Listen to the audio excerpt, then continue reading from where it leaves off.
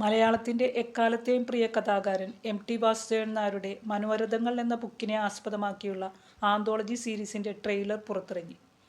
9 കഥകളുള്ള series 8 സംവിധായകരാണ് സിനിമയാക്കുന്നത്. Mammootty, Mohanlal, Fahad Fazil, Biju Menon, Indrans, Indrajith, Siddique, Asif Ali, Nadia Moidu, Aparna Balamurali, Parvathi Thiruvothu തുടങ്ങി വമ്പൻ താരനിരയാണ് അണിനിരക്കുന്നത്. കടുകണ്ണാവ ഒരു യാത്രക്കുറിപ്പ് എന്ന രഞ്ജിത്ത് സിനിമയിലാണ് മമ്മൂട്ടി നായകനാകുന്നത്. എം.ടിയുടെ നിന്റെ ഓർമ്മയ്ക്ക് എന്ന ചെറുകഥയുടെ തുടർച്ചയെന്നോണം എഴുതിയ യാത്രക്കുറിപ്പിൽ പി.കെ. വേണുഗോപാൽ എന്ന കഥാപാത്രത്തെയാണ് മമ്മൂട്ടി അവതരിപ്പിക്കുന്നത്. പ്രിയദർശൻ്റെ ഓളവും തീരവും എന്ന സിനിമയിലാണ് മോഹൻലാൽ വരുന്നത്. ബിജു മേനോനെ നായകനാക്കി ശിലാലിഖിതം എന്നൊരു സിനിമയും പ്രിയദർശൻ ചെയ്യുന്നുണ്ട്. പഴയകാല ഓർമ്മകളുടെ ഒരു നൊസ്റ്റാൾജിയ ഉണർത്തുന്ന കാഴ്ചകളാണ് നമുക്ക് ഈ സിനിമകൾ തരുന്നത്. വളരെ കാലങ്ങൾക്ക് ശേഷം മലയാള തനിമയുള്ള ഈയൊരു വേഷത്തിൽ ലാലേട്ടനെ കാണുമ്പോൾ മനസ്സ് നിറയുന്നു. ഗതകാല സ്മരണകൾ ഉണർത്തുന്ന സിനിമകൾ.